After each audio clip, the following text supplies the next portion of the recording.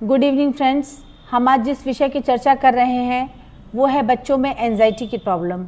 बच्चों में एंजाइटी की प्रॉब्लम का होना, उनके अंदर घबराहट, उनके अंदर बेचैनी, इन सारी बातों की तरफ इशारा करता है। और ये एंजाइटी धीरे धीरे बच्चों में बढ़ती जाती है। बच्चों को समय समय पर चिंतित, बेचैन महसूस करना एक सामान्य है, लेकिन ये उनके लिए सामान्य है जो पहली बार स्कूल जा रहे हैं, नर्सरी में जा रहे हैं, अलग अलग बच्चों से मिल रहे हैं, नए लोगों से मिल रहे हैं।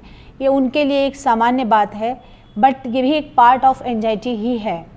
और सबसे इम्पॉर्टेंट बात कि बच्चों में जब घबराहट, बेचैनी एक अवस्था है घबराहट की।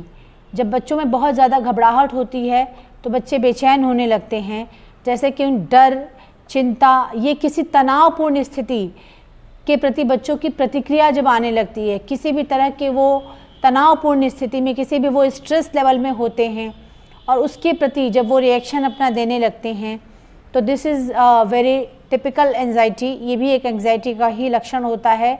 और इस लक्षण को जानने के बाद स्पेशली मैं पेरेंट्स से रिक्वेस्ट करूँगी कि अगर इस लक्षण को जानने के बाद आप बच्चों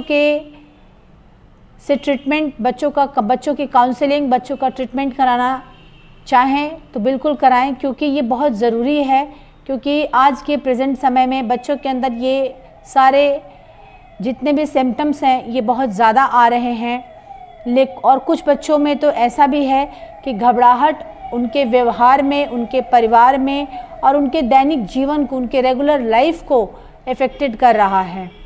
तो इस मतलब सोसाइटी लेवल पर भी ये अफेक्शन बढ़ता जा रहा है।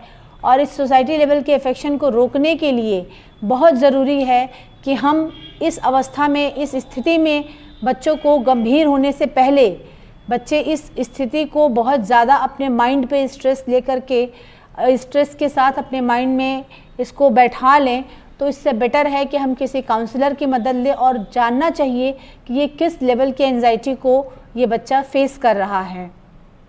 बच्चों में डिफरेंट एंजाइटीज़ होते हैं, जिन पे हम अपने इसी YouTube channel feelings and feelings पे पार्ट 2 में आपको बताएंगे कि बच्चों के अंदर एंजाइटी के लक्षण कैसे आते हैं और बच्चे किस तरह से अपनी इस एंजाइटी को किस तरह से रिएक्शन में चेंज करते हैं, जिसे हम जान नहीं पाते हैं।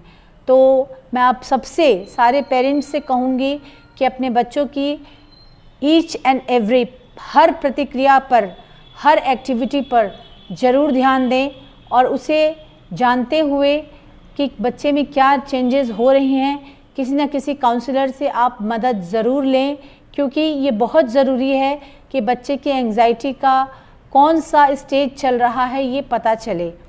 तो अगले पार्ट में मैं आपको बताऊंगी कि उम्र के साथ साथ बच्चों में एंजाइटी के बदलाव कैसे होते हैं। तब तक के लिए मैं डॉक्टर सुचित्रा राय आप सबसे यही कहूँगी, stay healthy, stay at your home, maintain the safe distance. Good night to all of you. Thank you very much.